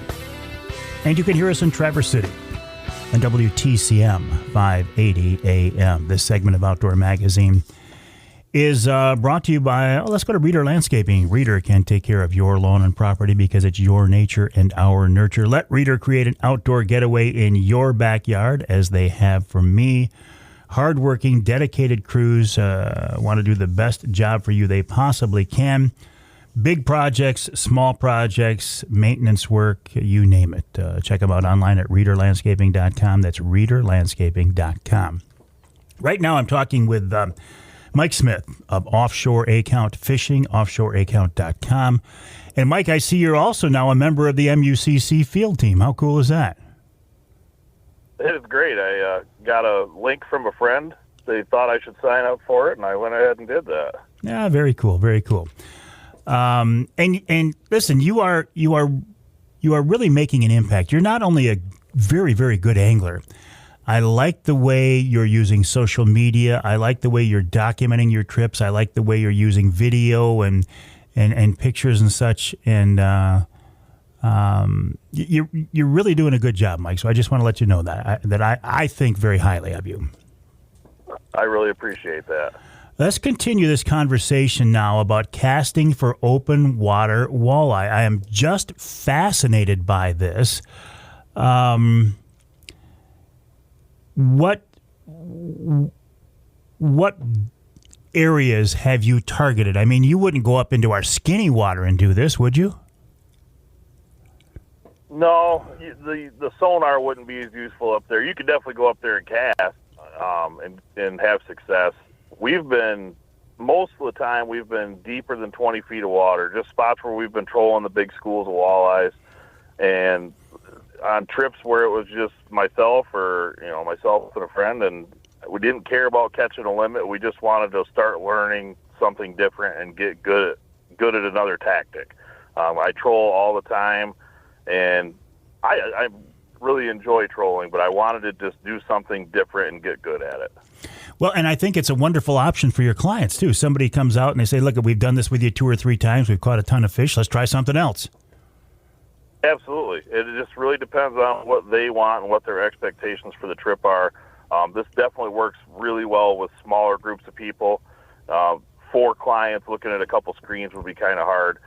But like the other day I had 2 guys, they said they preferred jigging and drifting, and I said, well, I got something I'm going to introduce you to, and neither one of them had seen a live scope in action. And by the time I got my graph turned on the front of the boat, they were already in the back catching walleyes. Why not use a traditional jigging technique? Why not find these rock piles or boulders I was talking about that you know there are fish hanging out on and just jig them up? Well, that would work, but it's almost like hunting. You're out there cruising around in that wide open water, and you see an individual fish go by, and to be able to cast at that fish, get it in front of that fish, and make that fish react and bite, there's just nothing like it. Yeah, that is certainly a crazy concept, and I've always kind of thought on Saginaw Bay, when you see suspended fish, the higher they are, the more aggressive, the more active they are. Now, I've had people prove me wrong, like Mr. AnglerQuest Brad Dupuis, who scrapes them off the bottom with spoons, but I feel like when they're up high, they are more active, more aggressive. Have you seen that? Absolutely. The highest marks that we are getting, especially when they're a big individual mark or a pair, those fish react almost immediately to that bait hitting the water. If they're in, say, the top 10 feet, that bait splashes. You can watch it splash on the sonar, and that fish has already turned vertical going at that bait, and a lot of times have hit it before you even take the slack out of the line. Hold on. Sorry. So you're out there, you're in the middle of nowhere, you're over 23, 25 feet of water, you got your live scope pointed a certain direction, you see a fish, you cast to that fish, and he reacts when it hits the water? If they're up high enough in the water, I've been seeing if they're in the top 10 feet, when that bait makes an impact on the water, you've already seen that fish react, and as that bait falls, it reacts further and comes up. And the really aggressive ones, like I said, are typically grabbing it before you take the slack out of that line. So you've got to be ready to, set the hook. That's crazy. And as much as I love to troll for walleye, there's nothing like having that rod in your hand when a fish hits. It could make a walleye actually feel like a fairly, well, a little bit more of a sporting fish. Yeah, it's definitely more of a fight than pulling in a board with a rod. And I get why people like the rod and hand aspect. I'm still a troller at heart. Yeah, I've got to go out and run a bunch of rods, put a bunch of fish in the boat day in and day out, and that's the way to do that. But every day that I've been out fishing for myself, I've been giving myself a break and just getting the rod out and casting and just becoming proficient at something that was out of my comfort zone. And how is the walleye fishing on Saginaw Bay this summer? I feel like I am really missing out by getting a late start because I feel like it's on fire. Yeah, it's unbelievable right now, and you're definitely missing out. Since early May, it has been limit catches, and I mean lots of them, like 30, 40 fish a trip, depending on how many people we have on the boat. And some mornings, I think one morning we had 48 fish by 9 o'clock in the morning. It was probably the fastest I've ever caught fish on Saginaw Bay. So what would be your advice for somebody coming out this weekend, maybe somebody coming in from outside who's not familiar with the bay? Give me some general advice, not for casting, but for trolling. What are you looking for now? What depth of water? Where would you start? There's really fish in any depth, but it seems like on the west side and east sides of the channel, in 20-plus feet of water, it's holding bigger concentrations of walleyes. Don't look at all the reports. I mean, a lot of people are dragging crawlers on bottom and having great success, but having run this live sonar, especially out the front of my boat while trolling, which is another little trick we use with that, those fish, there are fish that are crazy high in the water column. Do not be afraid to put your baits up high. Even if you're not seeing them on your sonar up there, on a traditional 2D sonar, you will not see those fish. They're getting out from under the boat. We've been watching them on the live scan out the front, and I'm seeing fish as high as 5 to 8 feet down consistently. So if you were running, say, and again, I'm thinking for people who are new to this. So you're running a number 7 flicker minnow. How far back is that behind your boards?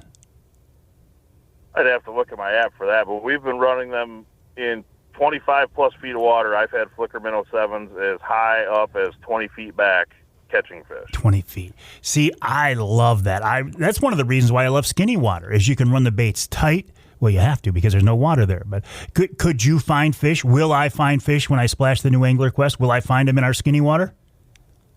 Oh, I definitely believe so. I kind of want to sneak up there and go take a look, but I keep getting sidetracked with all this casting stuff. Let's talk about the process of becoming a captain. Not getting your license and such. You know, I would save that for John Littlefield. But what's the mindset, Mike? Like, you still have a full-time job. Did you get into the chartering as, look, I'm setting myself up for retirement? Or, I mean, I know you work your rear end off. Why do it? The retirement is a good aspect of thinking for it. My original thought was, I have all this equipment. I'm set up to take 3 or 4 people a day, you know, when I had friends that had time to go. But I got tired of waiting around for everybody to have permission to go or have a day to go, and I'd fish by myself. And I thought, you know, there's probably people that are standing on the dock waiting to pay a guy like me to take them out.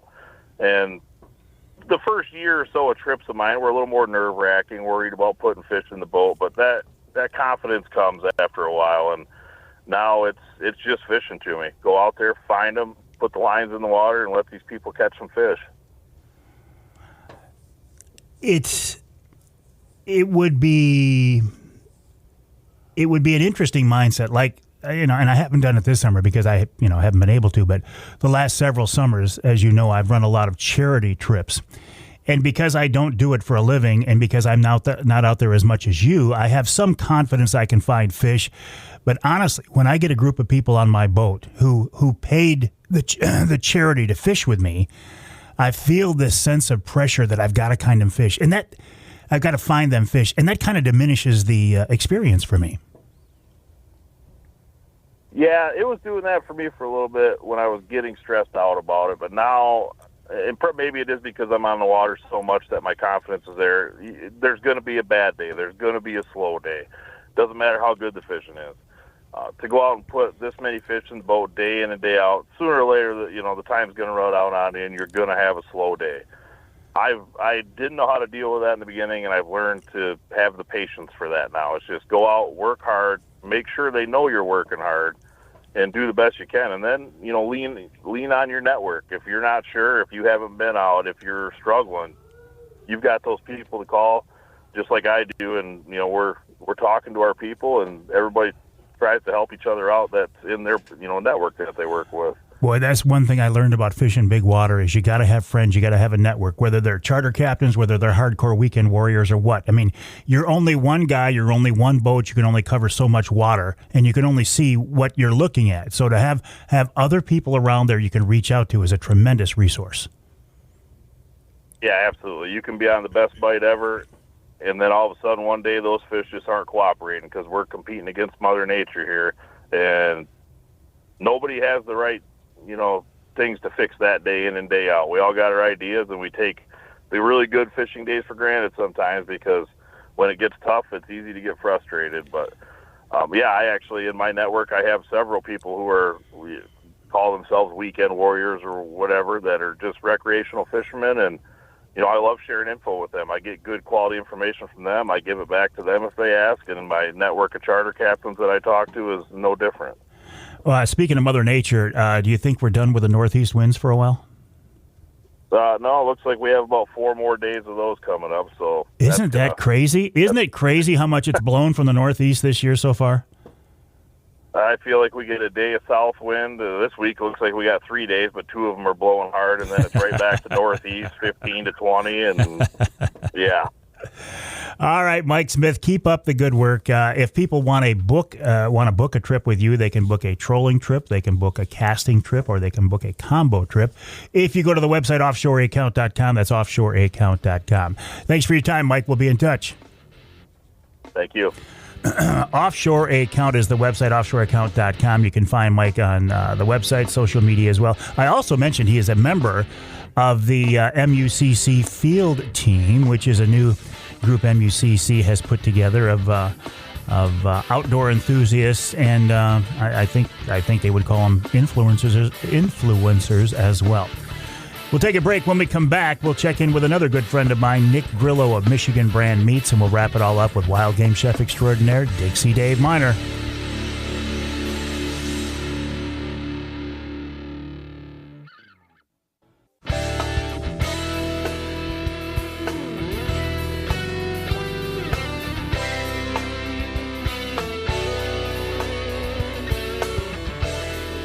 You can hear the Outdoor Magazine show all across our great state on more than 30 stations, including WKBZ in Muskegon, that's 1090 AM, and in Saginaw, WSGW, AM and FM, 790 AM, 100.5 FM. I'm in the studios of WSGW right now, here with young John Dent, who reminded me earlier it's actually Father's Day weekend, which I had forgotten about. So thank you, Jonathan, for that.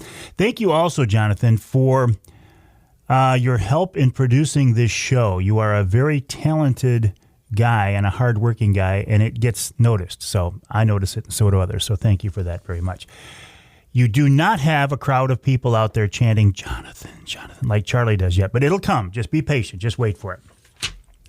All right, I want to talk now with another good friend of mine. As I look at the rundown this week, I kind of loaded this up with people who I consider friends, but I'm blessed with having a lot of good friends, including Nick Grillo and the entire Grillo family of Michigan Brand Meats. Their website, michiganbrand.net. That's michiganbrand.net.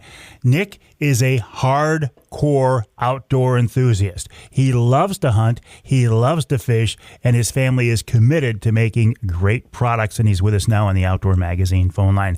Hey, Nick, welcome back. How have you been, buddy?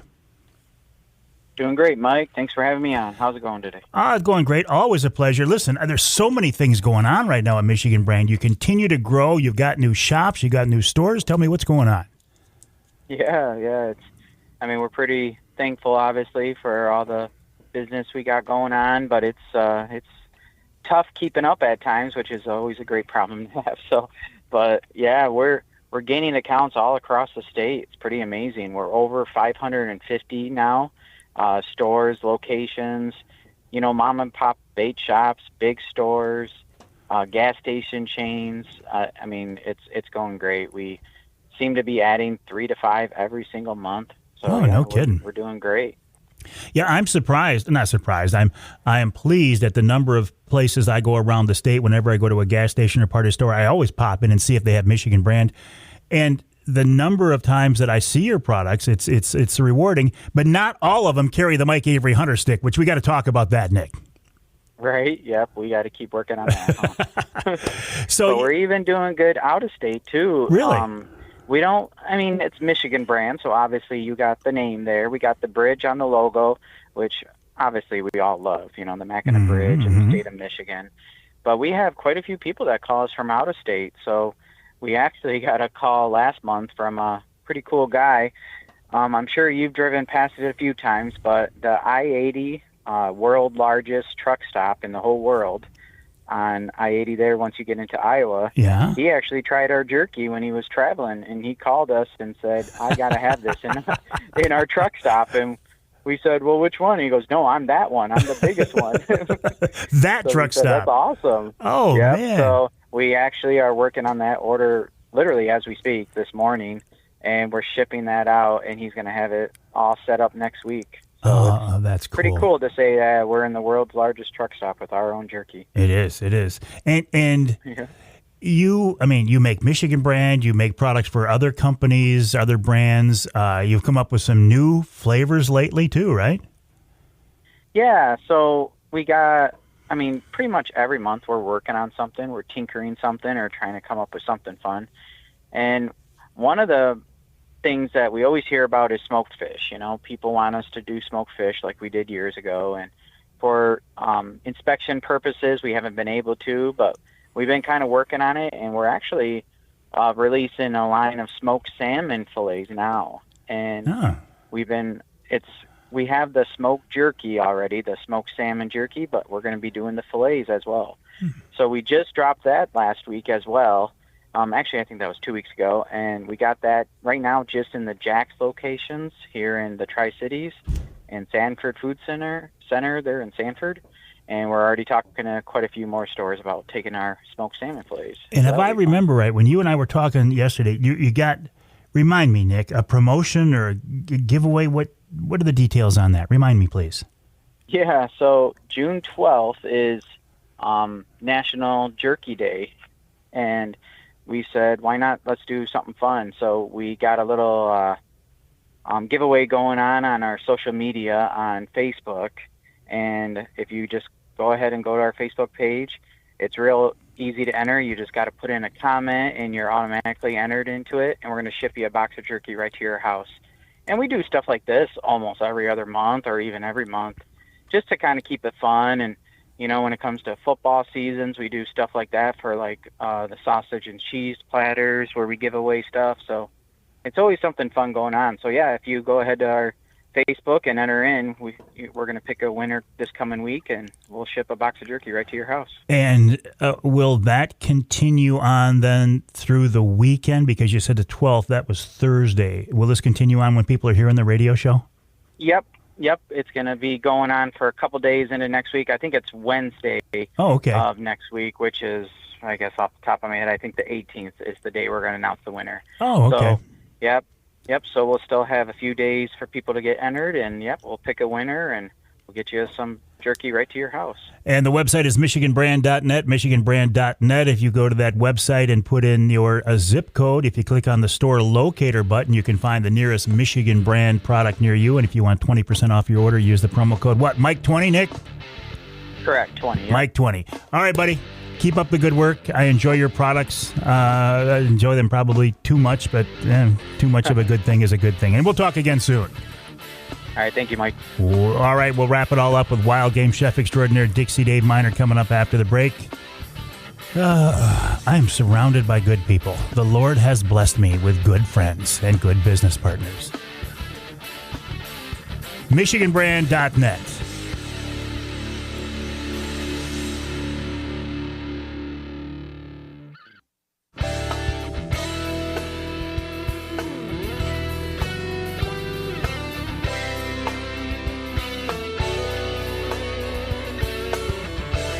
Thank you so much for joining me this week here in the Outdoor Magazine show. You know, we like to wrap up each week's show with wild game chef extraordinaire Dixie Dave MInar. A lot to get to with Dave this week. David, welcome back. How you doing, buddy? Real good, yourself? I'm doing real good. Hey, we got a lot to get to, not just a recipe.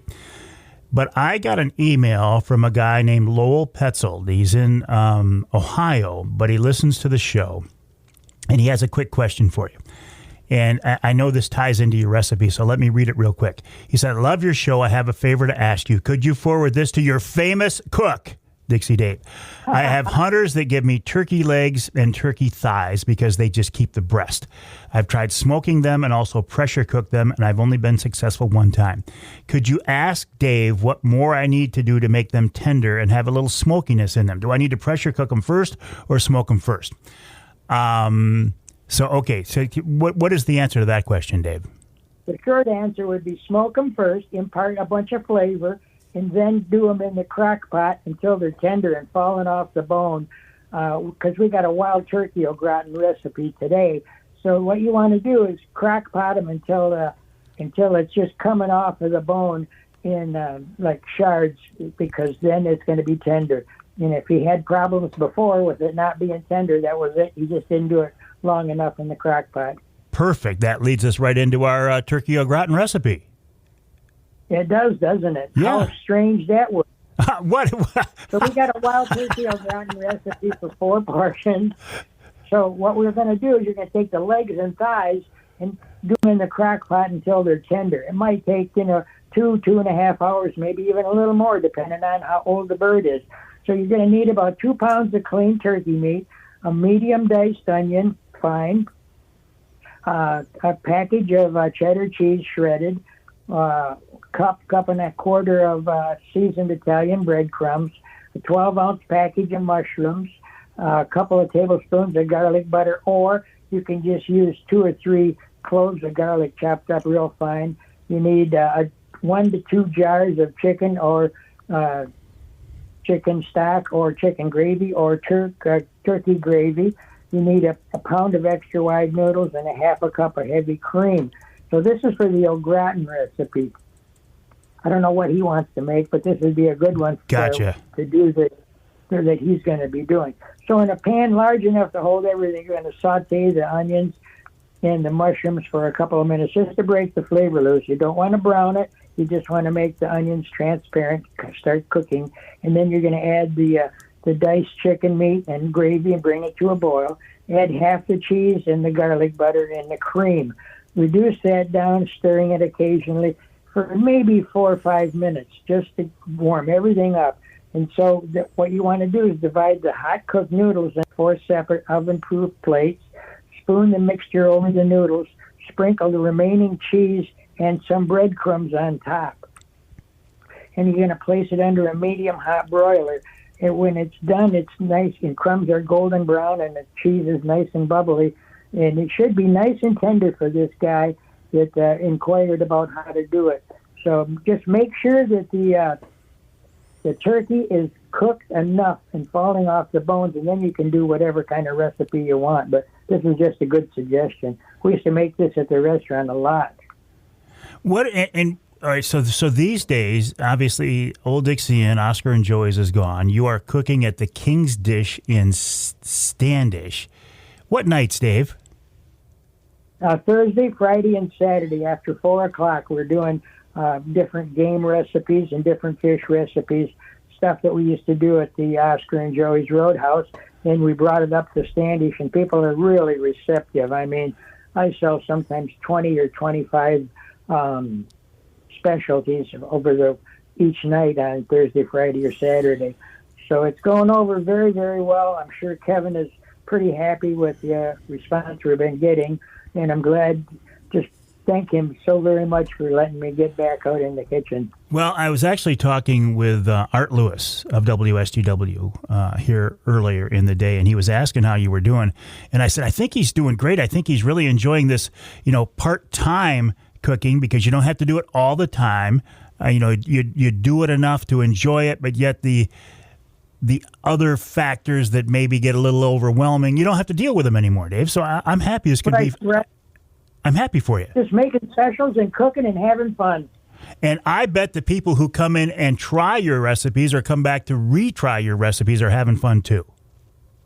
I'm sure they are, because I get called out into the dining room all the time. Oh, you used to make this at Oscar and Joey's, or oh, we had this at Oscar and Joey's over the years. We used to eat there when it was Dixie Dave's Old Dixie Inn. You know, that's a lot of years ago. So. Does it, let me be honest with me here, when you're in the middle of things and you're up to your eyeballs trying to get meals out the door, and you've got somebody who says, hey, we'd like to say hi to Dave, is that a little frustrating sometimes, or you just flat out enjoy it? I just flat out enjoy it. I got to tell them that, hey, I'm real busy. Thanks for coming in. And if you're still here when I got a little break, I'll be right out. Wonderful. Dave, you're a good guy for that. You're a good guy for answering Lowell Petzel's question. And we will talk with you next week here on the show. Tell your gentleman there good luck, and I hope he let us know how it comes out. I will ask him to do that. Wild Game Chef Extraordinaire Dixie Dave MInar, a big part of the Outdoor Magazine show. But you know what? You, my friends, the listeners, are the biggest part, because if you weren't listening, there'd be no reason to do this. My name is Mike Avery. This show is called Outdoor Magazine. My website is MikeAveryOutdoors.com. That's MikeAveryOutdoors.com. My email address, Mike@MikeAveryOutdoors.com. Hey, don't forget about the next Wednesday Night Live on the 18th, Saginaw Bay on the Angler Quest with Mr. Angler Quest, Brad Dupuis.